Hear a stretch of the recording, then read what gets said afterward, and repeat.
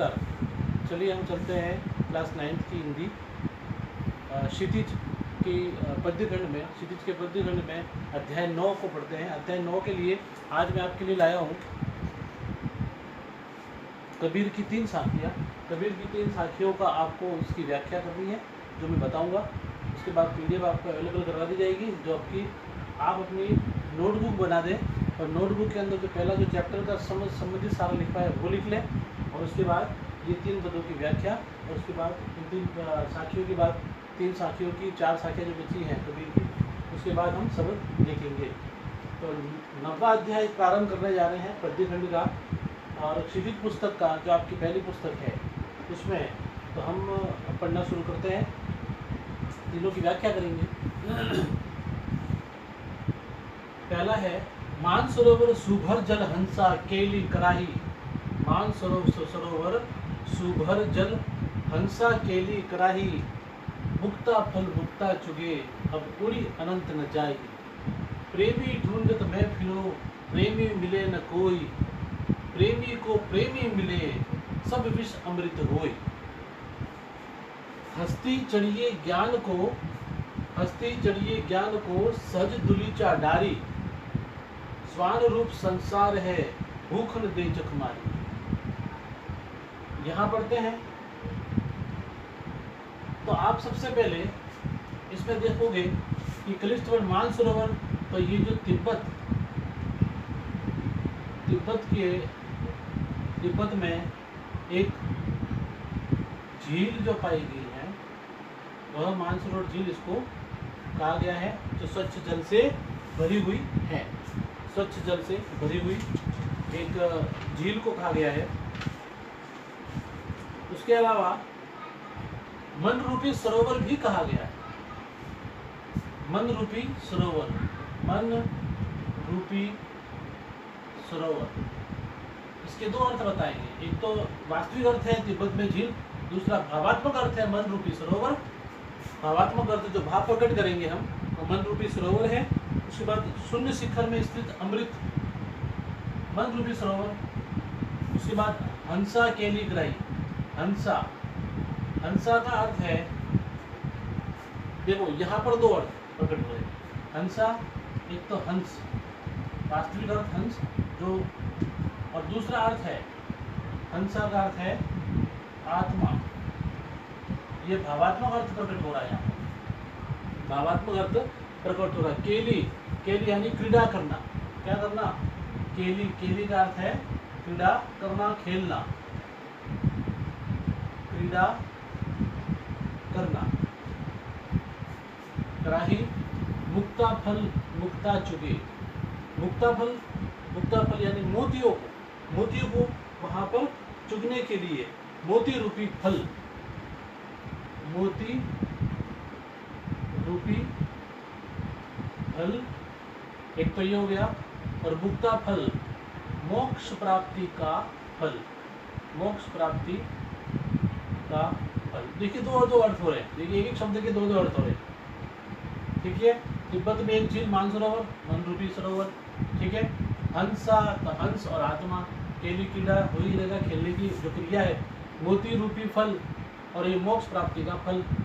ठीक है, चुगे अब उड़ी अनंत न जाई। उड़ी अनंत यानी अन्यत्र यानी किसी और जगह, अनंत यानी किसी और जगह पर नहीं जाता है। ये तो था इसके शब्दार्थ। अब देखिए इसकी व्याख्या, शब्दार्थ हमने समझा है, अब उसकी व्याख्या करेंगे। लेकिन व्याख्या सबसे पहले हमको पूछा जाता है प्रसंग क्या है? प्रसंग बताओ आप। तो प्रसंग बताएंगे कि दी गई साखी हमारी पाठ्यपुस्तक क्षितिज के पद्यखंड के अध्याय 9 में संग्रहित साखियाँ एवं शब्द से ली गई है, जिसके रचयिता कबीर हैं। इसमें कबीर ये संदेश दे रहे हैं, क्या संदेश दे रहे हैं?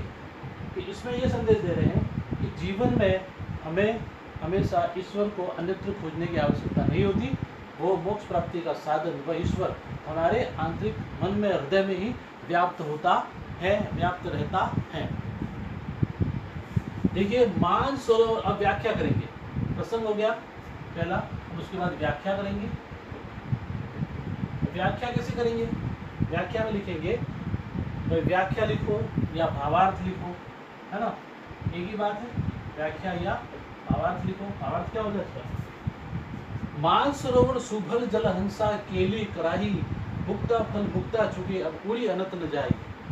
कबीर कह रहे हैं कि मानसरोवर जो सुभर, जो अच्छे जल से भरी हुई है, तिब्बत में जो मानसरोवर झील है वह अच्छे जल से भरी हुई है। वहाँ पर हंस जो है केली कराई, क्रीड़ा करते रहते हैं, खेलते रहते हैं वहाँ पर। मुक्ता फल मुक्ता चूंकि पूरी अनंत जाई। और मानसरोवर में कहा जाता है कि वहाँ पर जो हंस तैरते हैं वे वहाँ पर मोतियों को चुगते हैं, उसको वो वातावरण बड़ा सुंदर लगता है, अच्छा लगता है, वहीं खेलते रहते हैं। वे अब अन्यत्र उड़कर जाना नहीं चाहते हैं, ऐसा वो कवि कह रहा है। लेकिन भाव ये प्रकट कर रहा है, उसके बाद आपको कवि ये कह रहा है लेकिन, अर्थात भाव ये प्रकट हो रहा है कि जिस प्रकार मानसरोवर झील के अंदर हंस क्रीड़ा करते हैं, खेलते हैं, उसी प्रकार हमारे मन रूपी सरोवर में जो सुभर जल यानी स्वच्छ भावनाओं से के जल से भरा हुआ है, वहाँ पर हंस यानी हृदय रूपी हंस, आत्मा रूपी हंस हमेशा क्रीड़ा करता रहता है, मन में क्रीड़ा करता रहता है, मन में रहता है, स्वच्छ भावनाओं के साथ में रहता है हमारे अंदर। मुक्ता फल मुक्ता चूंकि अब उड़ी अनंत जाई। आगे कबीर कहते हैं कि अब वह आत्मा रूपी फल जो हमारे मन में व्याप्त है, वह हमारे हृदय में बैठा है और वहीं पर मोक्ष प्राप्ति का फल प्राप्त करना चाहता है। अच्छे कार्यों के लिए अच्छी सोच के द्वारा, अच्छे विचारों के माध्यम से मोक्ष प्राप्ति का फल प्राप्त करना चाहता है। उसको वह वातावरण अच्छा लगता है। अब वह मन कोई अन्य जगह नहीं जाना चाहता, वह हृदय में व्याप्त आत्मा जो परमात्मा का अंश है उसमें लग गया है। अब अन्यत्र उड़कर नहीं जाना चाहता। अर्थात ये होता है कि वह ईश्वर का अस्तित्व को समझ गया है कि ईश्वर हमारे मन में ही व्याप्त है। इसमें ये संदेश देना चाहते हैं कि ईश्वर को अन्यत्र खोजने की आवश्यकता नहीं है, ईश्वर हमारे मन में ही व्याप्त है। ठीक है, तो इसके हर शब्द के दो भाव प्रकट हो रहे थे, एक तो वास्तविक अर्थ और एक भावात्मक अर्थ। तो दोनों अर्थ मैंने आपको बता दिए। ठीक है, अब विशेष में आप क्या लिखोगे? इसमें तीसरा आता है विशेष। तो विशेष में क्या लिखोगे? व्याख्या ऐसी करनी, विशेष में क्या लिखोगे? तो विशेष में हम लिखेंगे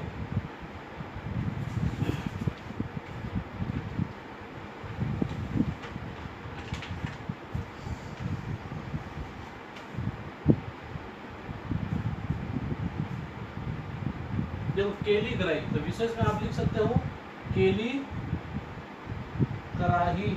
देखो इसमें क वर्ण की आवृत्ति हो रही है, तो आप लिख देते हो अनुप्रास अलंकार का प्रयोग हुआ है।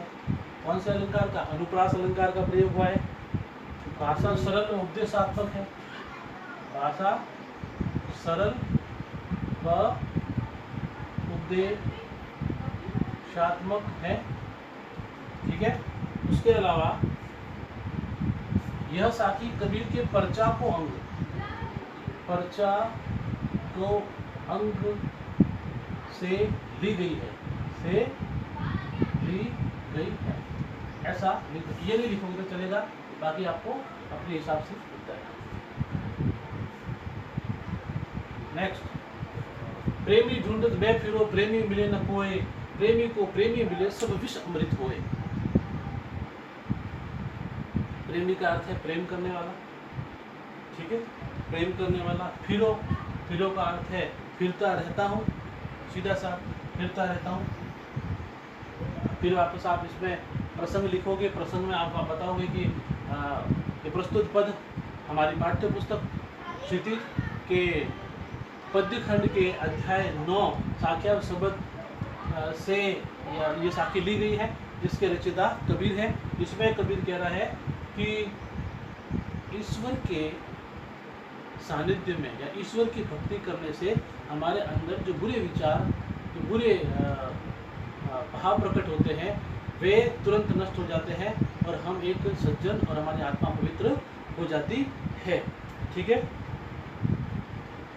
ईश्वर की भक्ति से, प्रेम प्रवाह से समस्त सारी बुराइयां नष्ट हो जाती है, ऐसा इसमें संदेश दे रखा है। व्याख्या करते हैं। कवि कहता है प्रेमी ढूंढत में फिरो प्रेमी मिले न कोई। कह रहे हैं कि हे ईश्वर, सच्चे ईश्वर, मैं सच्चे ईश्वर प्रेमी को ढूंढता फिरता हूँ। प्रेमी ढूंढत में फिरो प्रेमी मिले न कोई। मैं सच्चे ईश्वर प्रेमी को ढूंढता फिरता हूँ, लेकिन मुझे कोई सच्चा ईश्वर प्रेमी अभी तक नहीं मिला, क्योंकि प्रेमी मिले न कोई, प्रेमी मिले न कोई। प्रेमी मिलता है मुझसे, जैसे प्रेमी मुझसे मिलता है उसके अंदर, मेरे अंदर जो भी अनिष्टकारी, जो बुरे विचार हैं, वह ईश्वर की भक्ति के कारण सब नष्ट हो जाते हैं। और हम सच्चे ईश्वर प्रेमी से दूसरा प्रेमी मिलता है तो तब मन की विषय वासना सारा नष्ट हो जाती है। प्रेमी का प्रेमी मिले सभी समृद्ध हुए, यानी मन की जो विष जैसी, यानी जहर जैसी जो सोच है, जो बुरी सोच है, वे अमृत में परिवर्तित हो जाती है। अब कहते हैं तब मन की विषय वासना सारा विष अमृत में परिणित हो जाता है। अर्थात ये हुआ कि हमें जीवन में ईश्वर की भक्ति करनी चाहिए। ईश्वर के प्रवाह से, प्रेम प्रवाह से मन की समस्त बुराइयां नष्ट हो जाती हैं, ऐसा उसने कहा है कबीर ने। ठीक है, विशेष में आप लिखोगे, इसमें विशेष में क्या लिखना है, इसमें विशेष में आपको लिखना है इस पद में ईश्वर से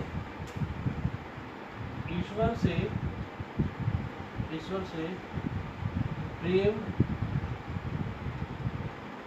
ईश्वर के प्रेम प्रवाह से समस्त बुराइयां नष्ट हो जाती है, ये संदेश इसमें दिया है।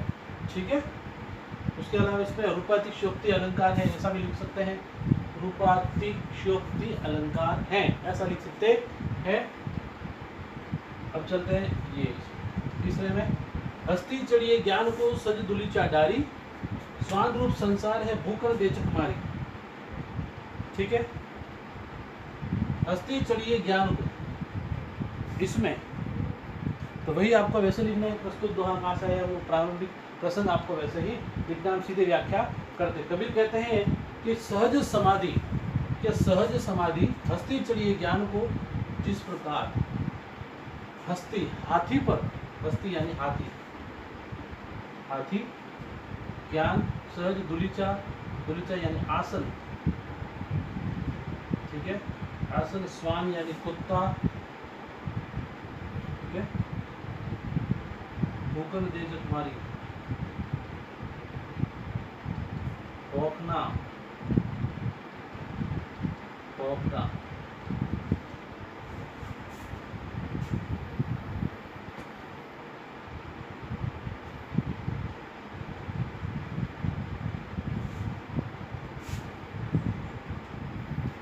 हस्ती चढ़िए ज्ञान को सब, जिस प्रकार कवि कह रहे हैं कि जिस प्रकार हाथी पर विराजमान कोई व्यक्ति यदि आसन लगाकर बैठ जाता है, तो जब वह हाथी गुजरता है कहीं से, तो सारे श्वान जो होते हैं, श्वान जो होते हैं, कुत्ते जो होते हैं, भौंकने लगते हैं। ये संसार की रीति है, ये संसार की रीति है। वे अंत में चक मारकर चुप हो जाते हैं, भौंकते रहते हैं, उसके बाद शांत हो जाते हैं, चुप हो जाते हैं।